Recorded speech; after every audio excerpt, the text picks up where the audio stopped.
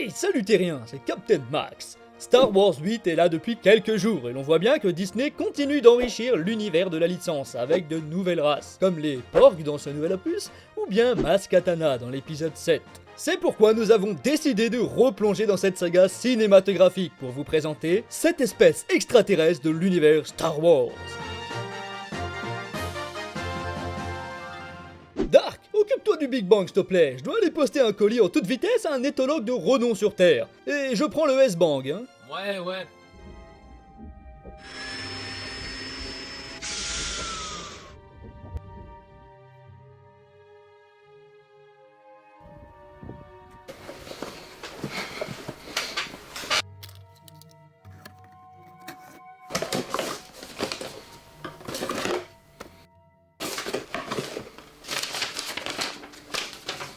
Bonjour Damien, voilà l'holographe que je t'avais promis. On va enfin pouvoir échanger correctement, car votre sous-technologie appelée Skype n'est vraiment pas au point. Signé, ton ami Max.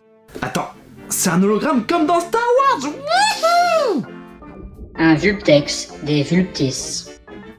Apparaissant pour la première fois dans l'épisode 8 Les Derniers Jedi de Rian Johnson, le Vulptex est une sorte de renard avec une fourrure constituée de cristaux. Il doit cet aspect à sa planète d'origine, Crète, qui, située aux confins de la galaxie, est essentiellement composée de minerais. L'animal s'en est nourri, ce qui a altéré sa morphologie. Son pelage cristallin est un moyen de défense sans doute salutaire, au vu de l'environnement inhospitalier dans lequel il doit vivre, en plus de l'aider à se déplacer dans des grottes en captant davantage la lumière. Et si à première vue son apparence paraît éloignée de l'univers Star Wars, elle a le mérite d'être originale. Mon Calamari et Quarren. Les Mon Calamari sont des êtres amphibiens, à la peau saumonée et aux yeux pédonculés. Leur nom provient de leur monde natal, Mon Calamari, une planète océanique ayant très peu de surface émergée, qu'ils partagent avec les Karen, même si ces derniers préfèrent vivre dans les sous-sols, quand les Calamariens, eux, habitent plutôt dans les niveaux supérieurs des cités, des zones sèches. Les Quarren sont souvent appelés têtes de poulpe, à cause de leur apparence assez particulière et des 4 tentacules qui pendent de leur visage. Capables aussi bien de respirer sous l'eau qu'à la surface, ils doivent cependant entretenir l'humidité de leur épiderme pour survivre une fois le pied à terre. Les deux espèces forment une civilisation symbiotique, basée sur une coopération mutuelle, assurant la prospérité de leur planète. Les Mon Calamari sont chargés d'avoir les idées. Et les Quarren de trouver les moyens de les concrétiser, c'est pour ça qu'ils se sentent inférieurs par rapport à leurs voisins. Les deux espèces partagent le même langage océanique, cependant, leur culture et leur philosophie sont totalement opposées. Les têtes de poulpe sont pragmatiques, méthodiques et conservateurs.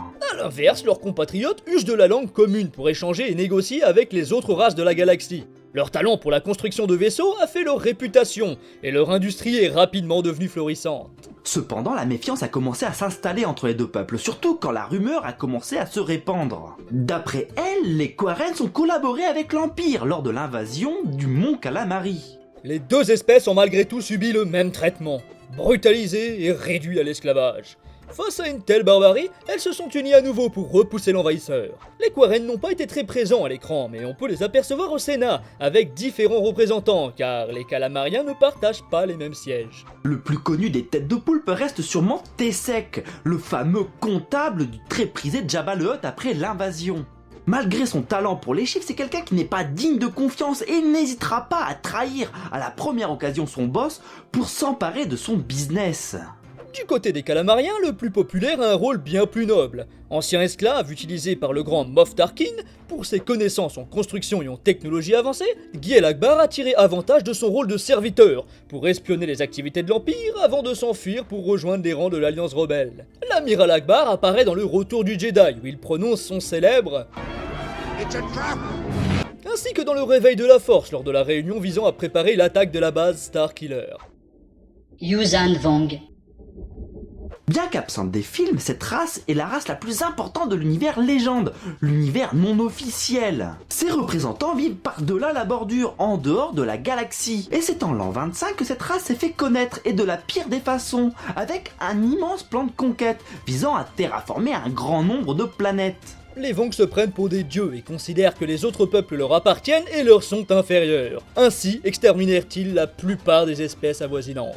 Les races survivantes furent réduites en esclavage, ou alors modifiées génétiquement et utilisées par la population. Ils sont aussi redoutables qu'impitoyables au combat. Leurs méthodes, d'une rare violence, font presque passer Vador pour un modèle de douceur. Ils sont prêts absolument à tout pour arriver à leur fin. faisant d'eux des adversaires imprévisibles, même pour les tacticiens hors pair comme Akbar. Les Vongs représentent l'ennemi le plus redoutable de la galaxie. Le conflit les opposant aux autres races sera tel qu'il obligera la République et l'Empire à s'unir contre eux, redistribuant les quarts de la vie galactique, la transformant à jamais. Les Rhodiens.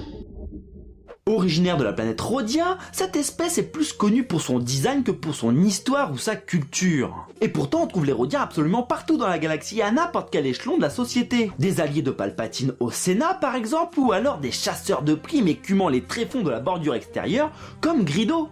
On les reconnaît facilement à leurs grands yeux noirs et aux antennes qu'ils portent sur la tête. De plus, leurs doigts s'achèvent par des ventouses. De nature violente, ces chasseurs nés traquent tout ce qu'ils trouvent. Et s'ils n'ont plus rien sous la main, ils se chassent entre eux. Leur découverte de vaisseaux explorateurs de la République fut pour eux l'opportunité de s'en prendre à d'autres espèces de la galaxie. Mais contrairement à ce que l'on pourrait penser, les Rhodiens forment un peuple très développé, avec une richesse culturelle indéniable, et qui, grâce à certains chefs, a tenté de contenir sa violence. Les Botans. Les Botans sont une race humanoïde de l'univers non officiel Légende, originaire de Botaoui et recouvert d'une fourrure ayant la particularité de refléter directement les émotions de l'individu qui la porte. Ce peuple a connu une expansion importante en colonisant plusieurs planètes alentour, au point que l'on parle désormais du système Botan. Ce dernier fut préservé des différents conflits, que ce soit la guerre des clones ou la tyrannie de l'Empire.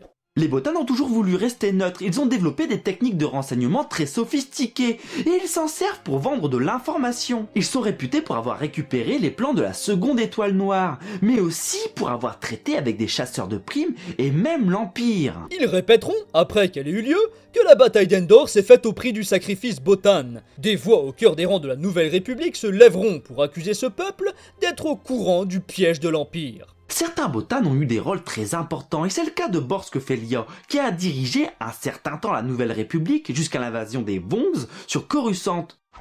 Les Ewoks. Cette race a fait beaucoup parler d'elle, car pour beaucoup, elle représente tous les maux de la licence Star Wars. En effet, beaucoup l'ont accusée d'être créée uniquement pour faire vendre des produits dérivés. Malgré la multiplication des produits, des séries, des comics, des films par exemple, cette race est fait de plus en plus rare. Les Ewoks sont des petites créatures poilues toutes mignonnes. Et même si deux téléfilms les concernant laissent penser le contraire, leur évolution est encore au stade primitif. Leur activité se limite à la chasse et à la cueillette. Ils travaillent le cuir comme leurs habits le laissent entendre. Mais ils peuvent aussi fabriquer des objets plus évolués comme des chars, des pièges et des catapultes en bois. Ils vivent sur la lune forestière d'Endor, où a eu lieu la bataille de la seconde étoile noire contre l'Empire. Les experts Star Wars affirment que cette race est vouée à disparaître après la bataille d'Endor. D'après eux, les débris et la pollution générée par la destruction de la base spatiale va changer considérablement l'écosystème de la Lune, ce qui sera fatal pour les pauvres Ewoks. Eh bien, c'est sur cette boule de poil que se terminent les présentations. Avec Damien, nous sommes très heureux d'avoir pu vous faire découvrir ou redécouvrir quelques races de l'univers Star Wars.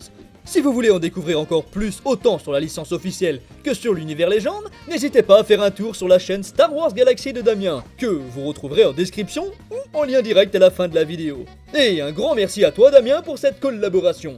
Merci à toi. Je vous remercie tous pour vos soutiens, vos likes, vos partages et vos commentaires, et je vous dis à très bientôt Terriens.